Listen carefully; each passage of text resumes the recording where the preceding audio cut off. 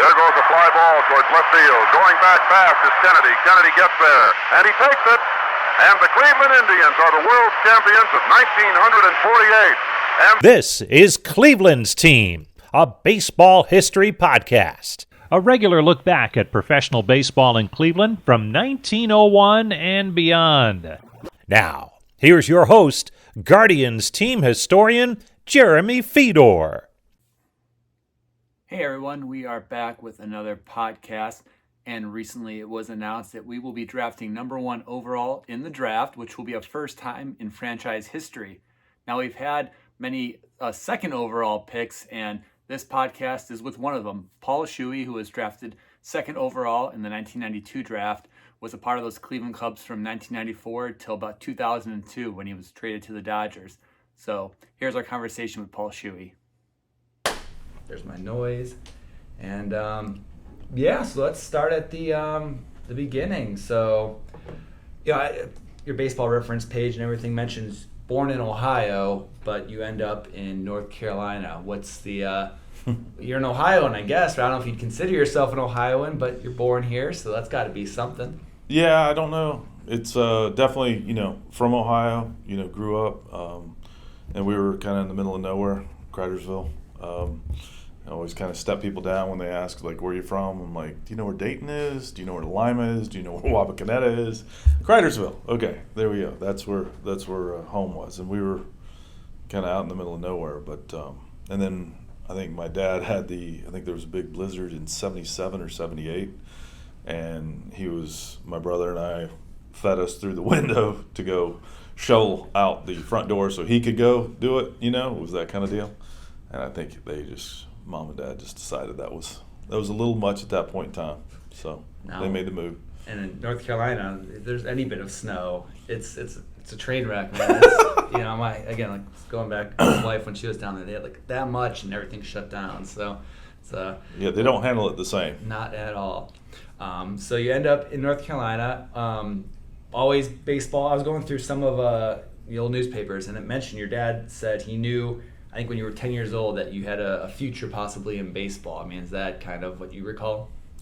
I know from a very early age, I just felt like that. This is what I was going to do, and I don't know why exactly, but I was pretty good on the teams. It was interesting for my brother and I to go from what I would consider. I mean, you've got 2 major league teams in Ohio, right? So you go from a situation like that where a lot of kids are growing up wanting to be major league pitchers, and we go down to North Carolina, and you're looking at a bunch of people that want to play soccer. We really didn't. We stuck out. So, and our level was higher than the level that was around us. So at that point in time, it really, we were better players up here, but we got down there, and then it was like, okay, it's on now. Being in Carolina too, was basketball a part of your life as well? I mean, I tried. I wish, when you get, they always talk about Jordan getting cut from the high school team. Well, I got cut from the high school team, but it didn't work out the same. 2 different trajectories there. We were talking, you end up at UNC, but were all the Carolina schools looking at you? You mentioned North Carolina State. Yeah, so it's actually kind of funny. I went over to NC State. Ray Tanner and Doug Mirabelli were there to sign me. Had a full ride going to state. So I'm there with my dad at the table to sit down and sign and eat. And Tanner looked over at me and said, I'm sorry to tell you this, but I gave your scholarship away this morning to a left-hander from Florida. And I'm like, all right, I'll be in light blue, and I'll see you. So that was kind of how that went. And then it was kind of funny how it worked out to where then Mirabelli ended up being the scouting director with Cleveland. So it was funny. I just walked by and like, really, dude? You couldn't make that adjustment at that time? Did they think you would just stay anyway? You were there, you'd sign and play as a walk-on then or something? No, they made that choice. Okay. I mean, they loved that kid that much. I think it was a left-hander that was throwing from a low arm slot. They probably saw some video and thought that he was going to be, pretty special. And you're rolling the dice. I'm a local kid. They probably see me quite a bit, and I was not very polished. So you're looking at a situation where, do you want to, it's where you want to take the risk. In Florida, not seeing them as much, that's where they moved. And you mentioned being unpolished, and I remember talking to John Farrell, and he said he was more of a thrower than a pitcher. Was that kind of where you felt like you were at when you were at that stage? Yes, to some extent. Yeah, well, I would definitely say that. More of a. I tried to outstuff guys, and if you look at relievers like a Clase and stuff like that, how much are those guys thinking through the at bat, making sure that they're picking the right pitch at the right spot. They're not exactly reined in on, I'm just going to, groove this right on the outside corner. It's more like, okay, here's my very best fastball. Here's my very best split, right?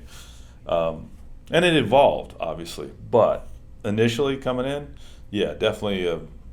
I wanted to see the lineup once. I did not want to see him twice.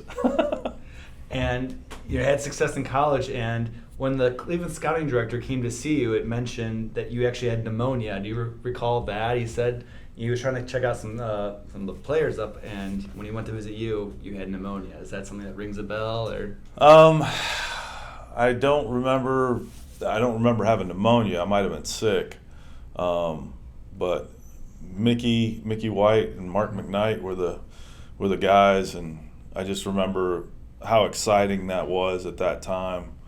We pretty much knew where things were setting up, and those guys were all in, and it was just nice to kind of have that vibe, that confidence from them, and they didn't just disappear. I still get texts from those guys now, and it's just I don't know. It's nice to think about some confidence that they had in me, and then able to at least pull out a career out of it. And it does seem like Cleveland was drafting you with an eye to the future. They had just lost 105 games. I don't know how much you had been paying attention to them at the time. Actually, you must have been, because you had a quote saying, "They're on their way up. I watched them 5 times in ESPN, and they're 5-0. I get pumped up when I watch." So clearly you were aware Cleveland was looking at you and that there was something kind of brewing there. So, I mean, obviously coming with the territory of being the second overall pick, you're going to a team that's been struggling. But, I mean, it has to be exciting to have those Ohio roots and have Cleveland looking at you. Yeah, it was very exciting and so cool to, just like you said, being from Ohio, I had been taken to a game to watch Cincinnati when I was maybe 5. And you see that big red machine, and then I really didn't know that much about Cleveland, and then obviously as it came closer and I did some more research and saw what was going on, I'm like, these guys are building a new stadium. This is it was an exciting time to sit there, and this is on the coming up, and now I look back at the teams that I've been able to be part of and just feel pretty blessed. I believe they brought you up to the old ballpark after you'd been drafted. Do you recall ever coming up and what that was like to see that cave versus eventually what you ended up in? Absolutely. My dad and I are walking up, and John Hart's there, and I'm talking to my dad on the way in. I'm like, I hope we get good seats, and we roll in, and I mean, there wasn't anybody there, and I'm like, okay, and we're sitting right behind home plate, and I'm watching the pitchers for Cleveland, and they're pitching. I think they were playing Oakland. I think it was the game actually that Canseco had the ball hit him on the head, and it was like a home run. But the watching a foul ball go and hit in the stands, and it just ricochet, and I'm like, wow, okay. So that's when they're all talking about how excited they were about the new stadium and the rest of it. And then you go into that and you see the atmosphere of the place, which was totally different. And then you walk in and to Jacobs the first time, now Progressive, but it was unreal, And I think every game I played in Cleveland was sold out. And Did they take you over there while they were building, while you were in town? You remember like trying to highlight that for you or anything, or was it just, here's this old place, I swear the new place is going to be better? It was more that at the time. I think John O'Dowd, everybody there knew they had their work cut out as far as, I had this big leg kick, just very different. I think everybody was a little bit not sure what to do with me, just because, yes, it's the best arm in the draft, but how do we rein this in? Are we going to try to turn him into a starter? Are we going to try to just let him close? What are we going to do? And I think it was a very unsure period of time, and I had to focus. They had to focus on trying to get me reined in, and we finally came into something to where I could do some work for the Indians and be okay. Now, you didn't spend too much time in the minors, but you did make some trips through Columbus, Canton, and Kinston and Buffalo. Any recollections about that minor league life or what it was like? Because, again, I don't imagine those ballparks were, top-notch either. So what was that quick tour, I guess, through before you made your major league debut? Well, I talked to my wife about it the other night, just how much fun we had in the minor leagues. And a lot of that fun came probably a little more AA, AAA level. We had fun in Kinston, though. Kinston was really good as well. But just being able to get into it, like I said, there was a lot of evolution going on in mine. I started off throwing with the big leg kick, and a lot of this is around that. That motion did not lend itself to holding runners on whatsoever. If you're going to be a starting pitcher and go 9 innings with that kind of a kick, how are you going to do that? So trying to figure those out. Each of those stops was special. I know that Johnny Goro had talked to me before I went to, I think I'd come out of AA because I was going to go to Kinston the next year. And he had said, just hang in there. Just no matter what happens, just hang in there. Don't, just don't overreact. I'm like, okay. And it was nice to have him looking out for me. And then I went to Kinston, but I went and I had gone from a low leg kick where I got crushed in AA. I mean, it was like I was throwing meatball after meatball. I could not get guys out. Still have, nightmares about Cliff Floyd and Shane Andrews from the Expos organization. God, I made their whole season, I think, during that time. But then I went back to Kinston and put the leg back up and started throwing fuel again and getting guys out. And it was like, this is fun. And then that's when I ended up basically going to, the manager and I think the scouting director, not the scouting director, but maybe the player development guy, I don't know. But basically told him that this is who I'm going to be. So figure out what you want to do. But I will take the bonus money and go fish for a living if you guys stop. I just wanted him to stop making me try to go with the low leg kick. And do you remember the news when you were getting called up? I mean, nowadays they'll put it on social media and this and that, but was it just a call to the office saying pack your bags for Baltimore? Not at all. It was John Hart. I was in Kinston, and he basically had said, we're going to have you come up to the exhibition game against the AAA team. You're going to pitch with the big league team against the AAA team. And I'm not going to say what could happen. So that's how he floated it, right? And I'm like, okay. But what he wanted to see, I think, was how I responded to that. So I'm with the team. I'm dressing out in a big league uniform, but I think we're playing in Charlotte. And, of course, I was locked and loaded and had a great outing and came in, and he's like, all right. So there wasn't – it was kind of an odd, it's not like, hey, you're in the big leagues. It was, okay, keep your bags here, and let's keep moving. But it was pretty much a direct route from that night at Kinston where he came out, and he basically wanted to challenge me. Okay. And he wanted me to prove to him at that point in time that I could handle it. And then when I did, then, next thing I know, I'm in Baltimore.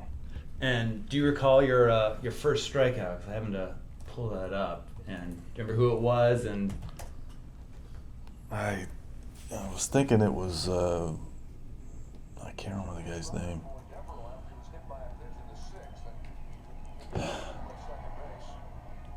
And I think the scouting report was out on your your high leg kick because Brady Anderson was on first. You had 2 out, and there was a force out. It's fielder's choice. So. You know what I remember more than anything else? I remember that this is my debut, and Albert Bell made a sliding catch for me. It looked strange, yeah, that catch. And at the time, I want to say I forget who it was. I think it might have been Plunky. Came up and said, "Man, that was special. He doesn't do that." I'm like, "What do you mean?" He's like, he didn't really dive for balls, but he, yeah, right there. There it is. Yeah. Yeah. And I mean, if you think about it, you know, when you've got these guys like Albert, you just can't get them hurt. You know, I mean, if we didn't have AB that year, it would have been rough. But I just remember seeing that and then feeling like he'd made that extra effort, you know, and I'm just some punk kid, some punk rookie that just came up, and I appreciated it. And honestly, AB and I had a really good relationship the whole time we played together. He got a bad rap for a lot of things, but he was a really, really good teammate. How was Tony Pena? Was he for your first major league appearance to have Tony Pena behind the plate? Must have been kind of nice too. I mean, just a veteran, a guy that's been around the league for a while, and actually had a real nice throw on this. All things considered. Yeah, if I was, you know, not 1-7 to home, I might have had a chance.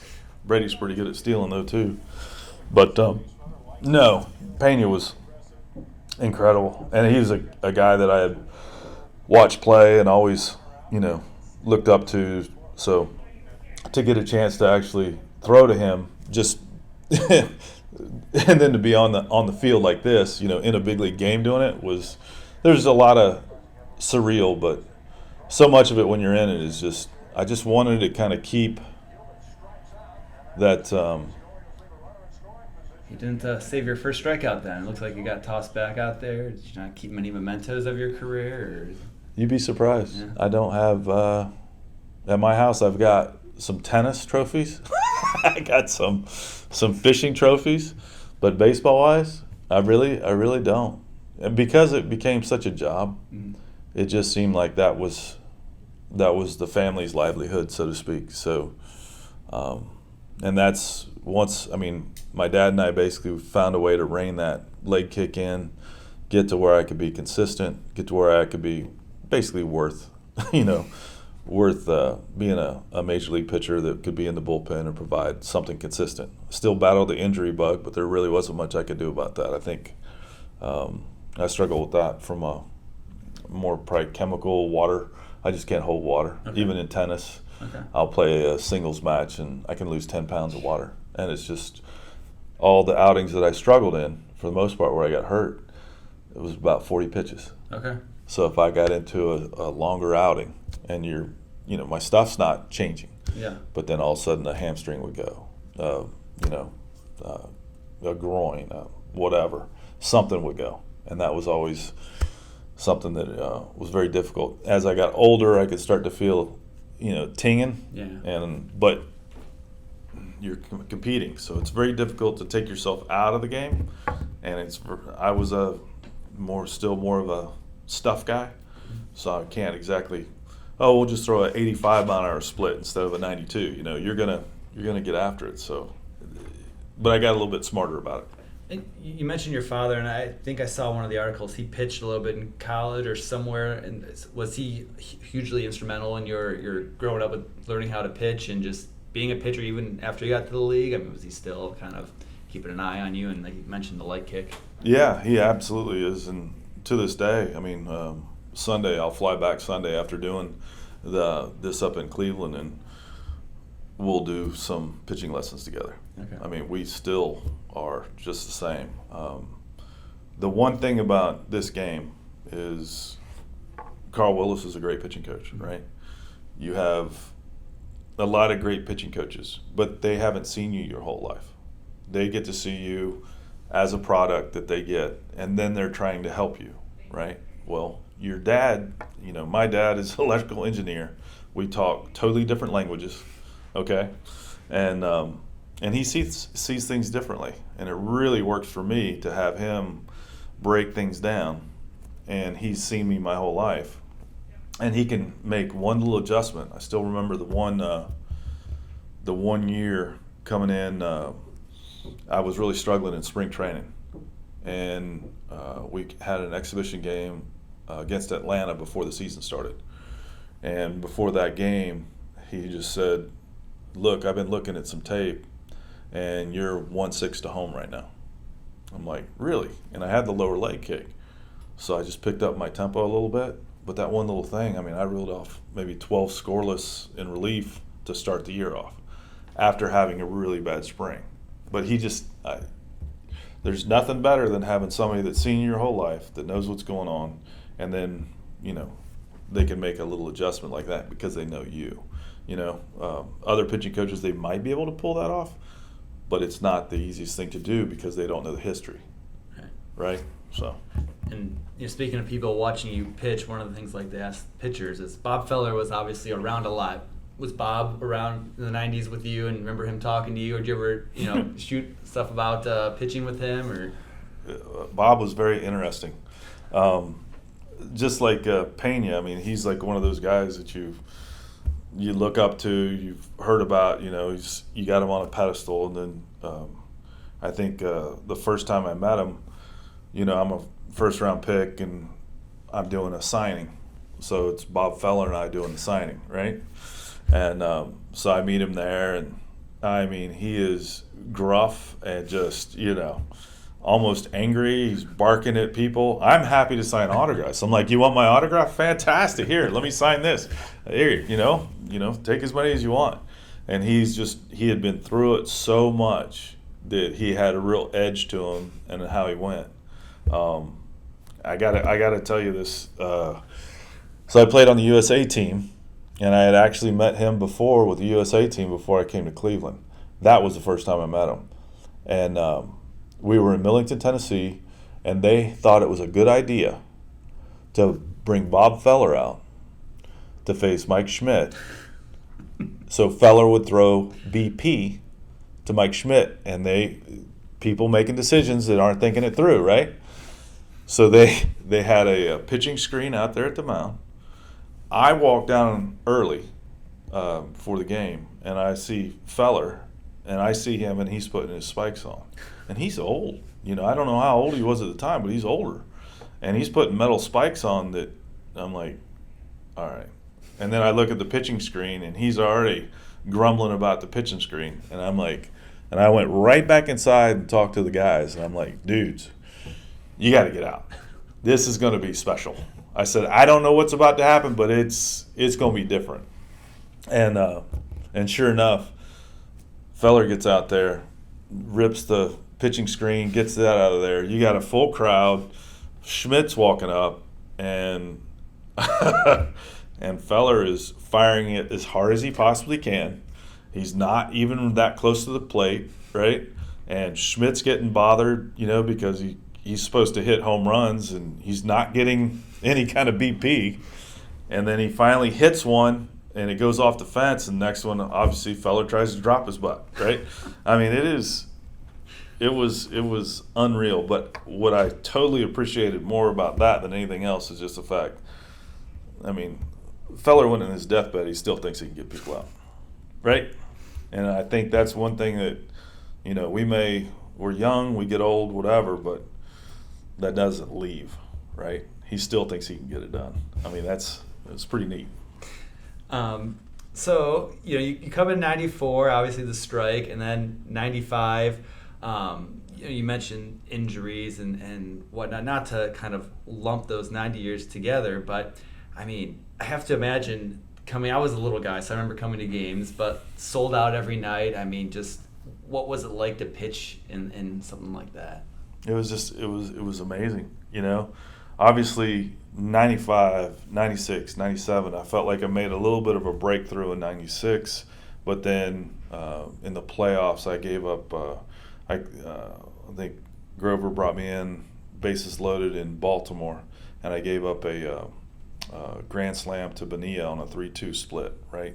I got Bonilla out all year, but it's like you had the bases loaded situation. It was a great opportunity. I was really looking, but he spit on a good one, and then he ended up just getting enough one to get it over the wall. And that stung, and you had to watch that 8 million times on ESPN. You couldn't not see it, right? But it was my first playoff experience. And then you had 95, 96, and then 97. And just the guys, right? I mean, we were an all-star team. We were legitimately an all-star team. We were averaging 7.5 runs a game. I'm like, just as a reliever, just keep it close. You don't have to be amazing. Just don't, lose your crap out there. If you give up a run, that's okay, but just get the next guy out. And it was that era, right? That steroid era. So, I mean, balls are flying out of the park like crazy. You just, kind of keep your head, and, really it took some time to get to the point where it was, this is a job. Let me see how I can consistently get guys out and, not try to strike everybody out. And backtrack a little bit too. Your first home game was May 14th, and it's actually kind of a unique, home debut. I don't know if you remember that, against Detroit. It was kind of mop-up duty. I think we were up 9-3. You retired the first two batters looking, and walked the next one, and then you struck out the next batter, but it was a wild pitch, and then struck out the final batter. So you had 4 strikeouts against Detroit. That was my home debut? That was your home debut at then Jacobs Field in '94. So. I remember it. I remember it very well because Fryman and I are still good friends, and I still thank him for swinging because I had the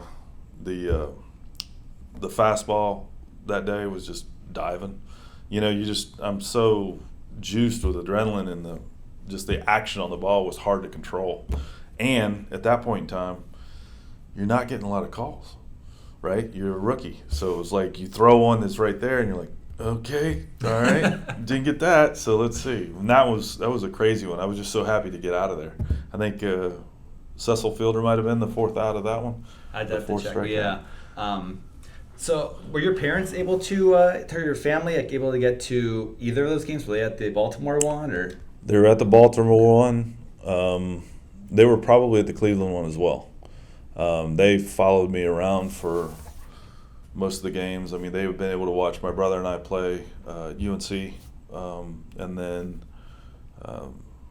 they were just such a core part of, my game that they were able to see quite a bit of it, and I think they enjoyed it. I mean, once it got to where it's really a job, right? I don't think they were able to make as many, but they would always make some trips up. And again, you get to be part of this perfect storm of Cleveland baseball. The Browns were gone. We had a new ballpark selling out. Did it ever hit you? You'd be out and about by yourself, just running errands. People would recognize you. I mean, I don't know how many teams have relievers being recognized out and about, but baseball in Cleveland, I was old enough to remember, was electric. I mean, everyone was larger than life, it seemed. Did that ever hit you anywhere? Or? Yeah, it was. I mean, obviously it wasn't the same as like Tomey or Manny or, some of the guys, but definitely it's like the area. Cleveland is just such a sports town, and everybody was just into it. You knew everything about the game, and you could talk to like a random person on the street, and they would know what happened in the game. And that's special, and you don't really know how special that is until, like, I think after I got traded. And I'm in LA, and I see how, okay, this is a little different. Why is everybody leaving in the 5th inning? Like, what's going on? And it was such a different atmosphere. But very special. You going through the grocery store, and I don't know. It was just very cool. I still remember when I got traded, going through the airport, and it was just like, I'm even thinking about it now. It was tough. Everybody was saying bye, and you're like, I'm in the airport, you know what I mean? Like, you just wouldn't think, but everybody knew what was going on. And, majority of people will never get to step onto a major league field and pitch. What was it like? I mean, do you remember anyone, in the batter's box that you just remember growing up watching and just like, holy crap, I'm, pitching against X, Y, and Z and pinch yourself moments or? Yeah, the, Ken Griffey Jr., Barry Bonds, those were you dream about being able to face a guy, in a situation like that. And I got to do it over and over and over because, Juan Gonzalez is, Canseco, McGuire. It's just name drop city, right? Everybody that you're facing. And it's just, I don't know, you have to get wrapped around it to where you realize that they're just like you. You have to build your confidence armor. That's a big thing that I work with the kids on now is like, get a good outing under your belt, build off of that, put another layer of confidence armor on. Okay, I can deal with that. I am good, but you have to kind of have all that armor in your head when you're facing these guys because it's tough. I still remember, I think, spring training, the very first at bat, I'm kind of digging in and looking in to get my sign, and I step back. I'm like, holy shit. Frank Thomas was the guy, and I'm just like, good Lord, I've never seen a human that big, and he's in the box, and, I'm just like, all right, here we go. It's just an odd situation. McGuire, he was like the size of three people, it's just different stuff.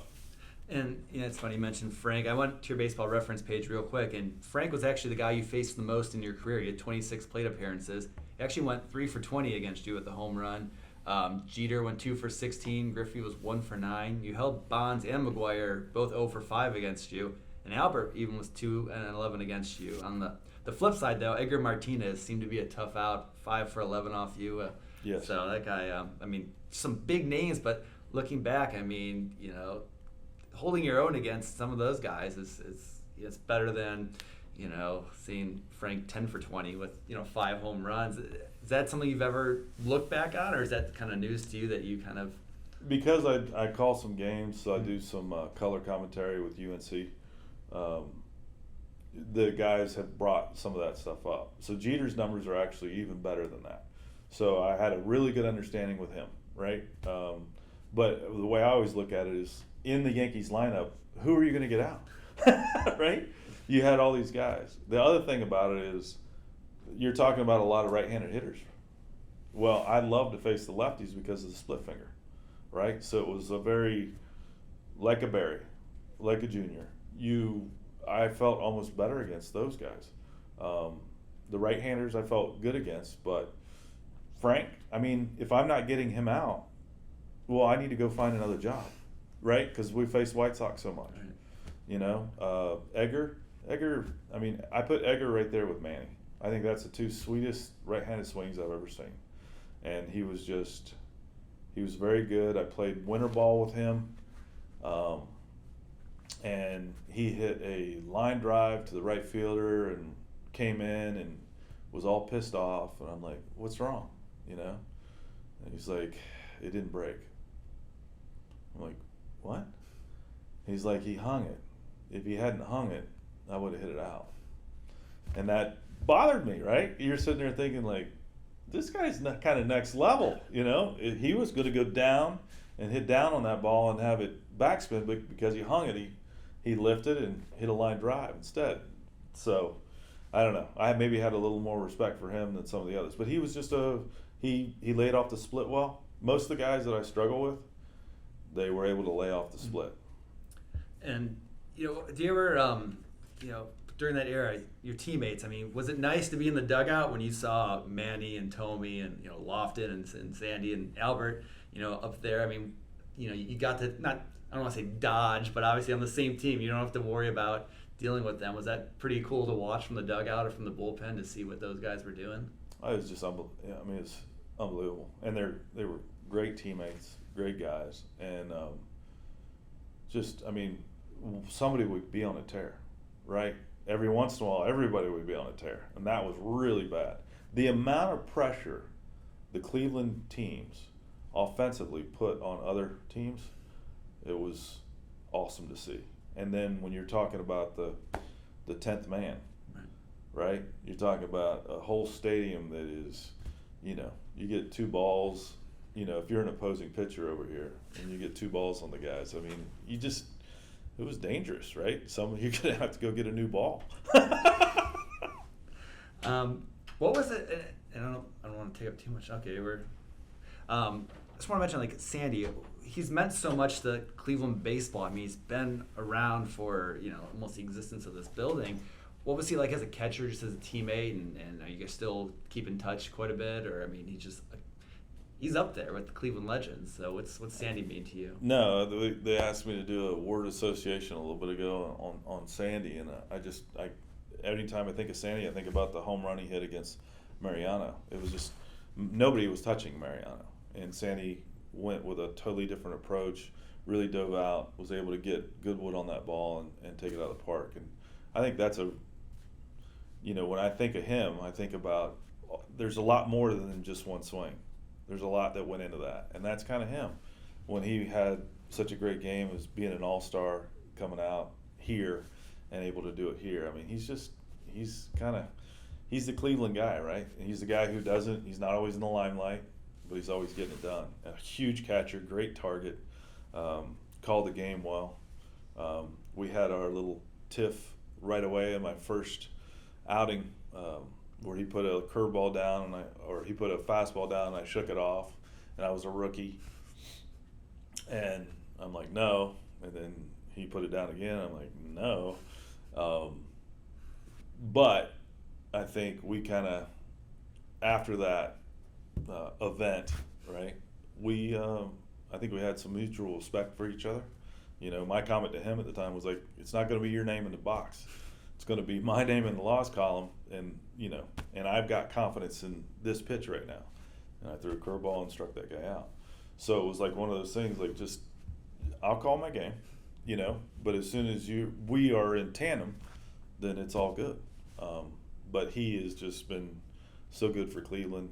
I've always wondered if he was going to end up, being the manager here for an extended amount of time. It would surprise me. His dad is incredible. It was nice to play with Robbie. I mean, he made some plays behind me that were pretty incredible. Him and Omar together, I'm like, that was priceless. You could have paid a lot of money to watch that. So, but yeah, Sandy's just special, and he's been a great steward for Cleveland. And I'll wrap it up with one last question, since I think we've gone a little over time. But your career with Cleveland kind of rides the rise and fall of those 90s teams, because your last year, 01 made the playoffs, but then 02 comes and it's that pare down and rebuild. And I think that's something you guys kind of noticed was going to happen. I mean, what was it like, I guess now, years later, 20 some odd years later, like reflecting on being part of such a unique part of our history? I mean, is it something that, it's kind of difficult, I guess, to come up with a concise answer, but looking back, I mean, you were part of such a meteoric, franchise moment. Yeah, I mean, I think back to that time, and, I was very comfortable, right, and pitching well, and had finally kind of come to grips with not trying to outstuff everybody. I was becoming more democratic, right, getting more ground balls, get people out earlier. And then, but I felt like Mark Shapiro was really instrumental, trying to figure out, he wanted me to have a chance to go for it. It's kind of interesting. He had two trade options. I chose the one that was going to benefit Cleveland the most. I was a Cleveland guy, right? And I wanted to stay, but at the same time, I didn't know how much time I would have. I had some hip injuries, so I didn't know to what extent. I may only have a couple more years to try to get, a world championship. So it was like, for that opportunity, I think Shapiro was looking out for me. We were both on the same page as far as trying to figure out what was best, and then, it was very sad when it actually ended up occurring, but I think it happened for all the right reasons. He basically, at that time, you had Wickman as the closer, and I was setting up, and LA was in the middle of it. They were in the thick of it. But the two teams was Anaheim or LA, and it would have been better to go to Anaheim.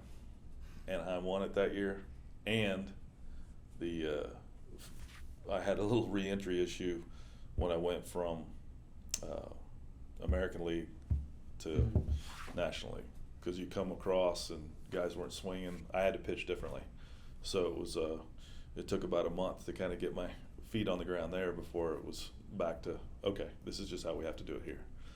But I think Anaheim would have been looking back on it, that's probably the one, you know? Yeah. Well, that's great for now. Thank you again for You've been listening to Cleveland's Team, a baseball history podcast with Guardians team historian Jeremy Fedor.